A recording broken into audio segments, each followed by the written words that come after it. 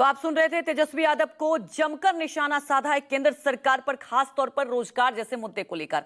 इसी बीच एक और बड़ी खबर आपको बता दें, वक्फ पर जम्मू कश्मीर विधानसभा में हंगामा जारी है। लगातार दूसरे दिन भी हंगामा हुआ है। बीजेपी और नेशनल कॉन्फ्रेंस के विधायकों के सदन में धक्का मुक्की भी हुई। वक्फ कानून पर चर्चा को लेकर हंगामा हुआ, उसके बाद नारेबाजी भी हुई है। विधानसभा स्पीकर ने चर्चा की मंजूरी नहीं दी, इसके लेकर ही आप देख सकते हैं कि कैसे हंगामा हुआ। हालांकि कल भी आपको बता दें कि वक्फ बिल को लेकर सदन में खूब हंगामा हुआ था और आज दूसरे दिन भी हंगामा जारी रहा।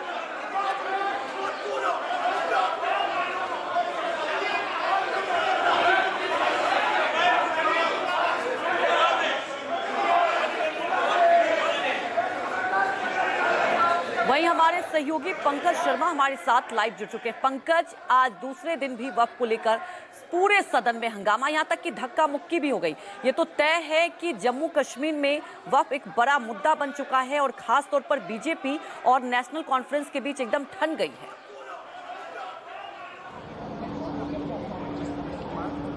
बिल्कुल, देखिए, बीते कल भी हमने देखा कि जम्मू कश्मीर की विधानसभा में जमकर हंगामा हुआ।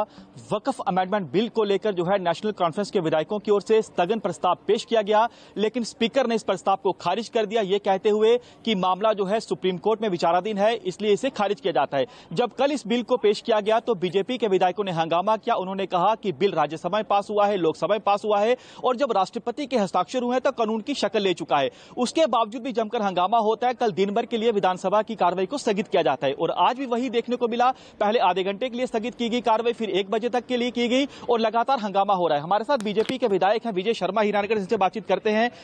वक्फ संशोधन बिल को लेकर हम देख रहे हैं कि स्थगन प्रस्ताव जो पेश किया है एनसी के विधायकों की ओर से, आपके विधायकों ने जमकर हंगामा किया, खुद आप भी हंगामा कल कर रहे थे, क्या मांग क्या है आपकी? देखिए, बात यह है कि एक बिल जो लोकसभा से पास हो जाता है, राज्यसभा से पास होता है, प्रेसिडेंट की उसको सेंट मिलती है, उसको बाद में उन्होंने चैलेंज किया, high court of the law वहाँ उसको चैलेंज भी किया है। जब इन्होंने एडजॉर्नमेंट मोशन मूव किया, एक तो सबसे बड़ी बात है कि जो एमएलएज हैं जितने भी हैं, they are law makers, they are suppose to be well acquainted with the law और उनकी ड्यूटीज क्या हैं। जब उनको पता है कि इसकी ये हमारी असेंबली की डोमेन में नहीं है और इसको एक ये बिल की शेप ले चुका है और इसको उसमें चैलेंज भी किया है, कार्रवाई चल नहीं रही है, स्थगित करने पड़ रही है, कल दिन भर स्थगित रही। आपको लगता है कि जनता जुड़े हुए मुद्दे जो हैं उनको नहीं रख पा रहा है? मैं वही बात बताने जा रहा हूँ आपको कि स्पीकर ने जब रूल कोट किया है कि जब एक मैटर पेंडिंग है तो उसको हम इसको डिस्कस नहीं कर सकते हैं और डिसअलाउ किया। और बेसिकली हमारा जो असेंबली में चल रहा है, जो लोगों के जुड़े हुए मुद्दे हैं, हम अपने रिस्पेक्टिव जो हमारी कॉन्स्टिट्यूंसी है वहाँ के मुद्दे उठाएं। क्वेश्चन आवर पहले 1 घंटे में होता है, वहाँ जो अपने स्थानीय लोगों ने, अपने एमएलएज ने अपने वो इशू रखे होते हैं और जिस प्रकार से उन्होंने डिस्ट्रप्शन की है तो हमारे लोगों ने इसका विरोध किया। कि कैसे देखते हैं कि नेशनल कॉन्फ्रेंस के विधायक जो हैं, खुद मंत्री जो हैं, अपने ही स्पीकर को कटघरे में खड़ा कर रहे हैं? देखिए, ये बड़ी अनफॉर्चुनेट बात है। I am seeing it for the first time कि रूलिंग पार्टी है जो उनकी पार्टी के द्वारा ही बनाया गया है, उसी की बात को नहीं मान रहे और वो प्रोटेस्ट कर रहे हैं अपनी पार्टी के खिलाफ, अपने स्पीकर के खिलाफ। और जब उन्होंने बोला भी है, मैं कैसे अलाउ कर सकता हूँ भाई, ये इसमें साफ लिखा है, रूल बुक में साफ लिखा है, उसमें उन्होंने उसका आर्डर 58 का हवाला भी दिया कि मैं कैसे कर सकता हूँ, बताइए। तो उसके उनके पास कोई जवाब नहीं था। अपने असेंबली को एड्रेस करना चाहते हैं, पर लोग भी तो बड़े समझदार है ना। नेता जो है, कुछ एमएलए जो है स्पीकर को बदलने की बात कह रहे हैं।